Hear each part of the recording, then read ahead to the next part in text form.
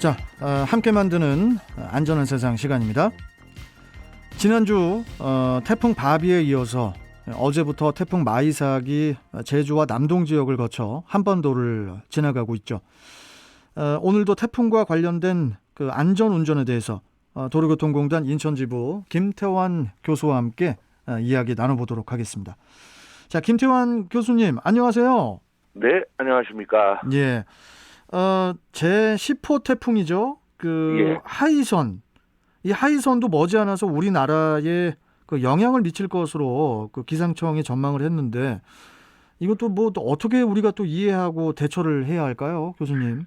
현재 10호 태풍 하이선이 발생을 해서 우리나라 쪽으로 북상을 하고 있고요. 네. 아마 예상 경로는 부산 쪽으로 아마 진입이 되지 않을까라고 생각이 되고 있습니다. 제주, 부산에 사시는 분들 참 걱정입니다, 계속.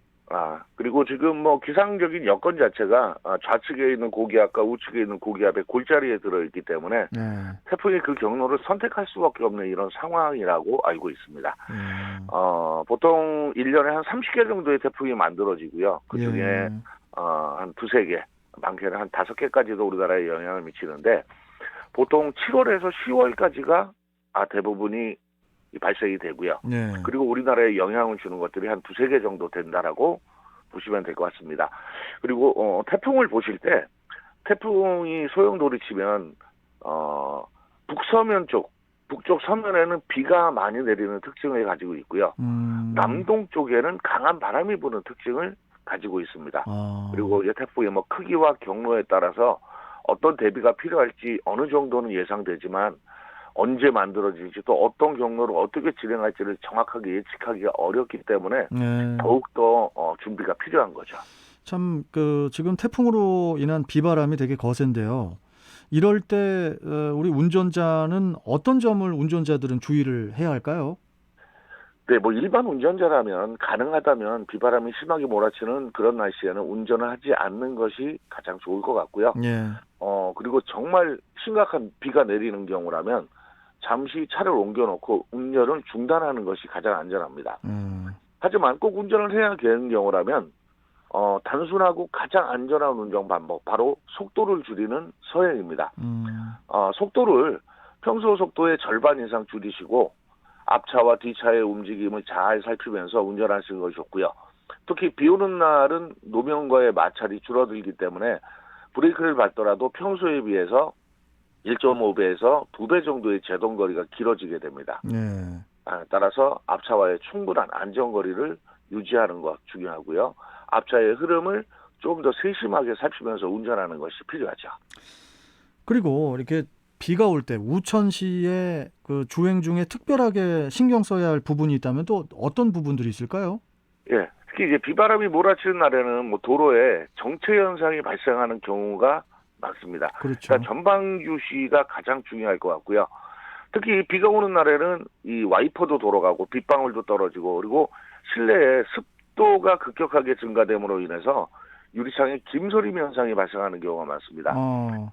창문을 열고 뭐 환기하는 것도 좋지만 비가 많이 내리거나 뭐 옆 차량이 고인물을 통과할 경우에는 물이 튀어서 운전자가 놀래서 문제가 생길 수도 있기 때문에 가급적이면 에어컨을 트시고 내부 유입 모드가 아닌 외부 유입 모드로 창 쪽으로 방향을 설정하시면 김서림 제거에도 도움이 많이 될 것 같고요. 네. 그리고 요즘에는 차량 내 김서림을 방지하는 이런 기능성 제품이나 유리창에 유리막 코팅을 해주는 이런 기능성 제품들이 다양하게 나와 있습니다. 예. 그래서 시야 확보에 조금 더 도움이 되는 이런 제품들을 이용하시는 것도 괜찮을 것 같습니다. 알겠습니다. 그리고 이제 비바람으로 이렇게 시야 확보가 힘든 상황에서 안전 운전을 위해서 또 우리가 어떤 점들을 지켜야 할지 안전 수칙이 있다면은 말씀해 주시죠, 교수님. 예. 금방 전에도 제가 윈도우 브러쉬 말씀드렸는데 예. 여름철이 되기 전에는 윈도우 브러쉬의 상태를 한번 정하고 죄송한데 저도 상태가 조금 안 좋아서 갈아야지 하고 있는데 교수님 상태가 좀 안 좋으 차 상태가 안 좋으시다고요? 제 윈도우 브러쉬가 상태가 안 좋아서 저는 상태가 괜찮습니다. 예. 그러니까 전방 확인이 일단 물론 가장 중요하고요. 예. 그리고 특히 아까 말씀드렸듯이 옆 차량에 물이 고여서 튈 수도 있기 때문에 와이퍼 속도는 조금 더 빠르게 해주시는 것도 좋고요.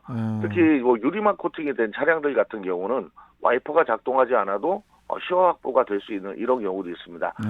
그 가장 위험한 순간 중에 하나가 아까 말씀드렸는데 대형차가 지나가면서 고인물이 전방의 시야를 한 5초 이상 가리게 되는 아니, 그거 진짜 위험하더라고요, 그게. 굉장히 위험한 상황인데 운전자들이 그때는 자기도 모르게 본능적으로 브레이크를 밟게 되는 경우가 발생합니다. 맞아요. 굉장히 위험한 행동이고요. 차선을 이탈할 가능성이 많습니다. 만약에 그런 상황이 발생될 경우에는 핸들만 꼭 잡으시고 엑셀에서 발을 떼고 자연적인 감속을 하는 것이 가장 중요합니다. 자연적인 그리고, 감속. 예. 그리고 그 상황을 벗어난다라면 많은 물 때문에 드럼과 라이닝 사이에 마찰력이 떨어지기 때문에 가볍게 좀 브레이크를 밟아주면 제동력도 복원이 되는 거죠. 아니, 그나저나 교수님. 예. 그 기상 정보가 이렇게 좀 이렇게 자주 엇나가다 보니까 뭐 기상청을 뭐 오보청이다, 뭐 양치기 소년이다, 뭐 이런 말들이 또 자주 나오더라고요. 이제 뭐 불화청이라는 얘기도 나오는데 기상청의 얘기는 이겁니다. 단기 예보는 어느 정도 맞출 수 있지만 장기 예보는 많으신데. 예측하기가 힘들고요. 그리고 이번에도 나타났지만 미국에서, 일본에서, 우리나라에서 세 곳에서 예측한 예보들이 다 다르게 나왔고요. 맞아요. 다행히도 이번에는 우리께 거의 가장 정확하게 맞은 것으로 알고 있지만 말씀드린 대로 예측이 그만큼 어렵다라는 것입니다.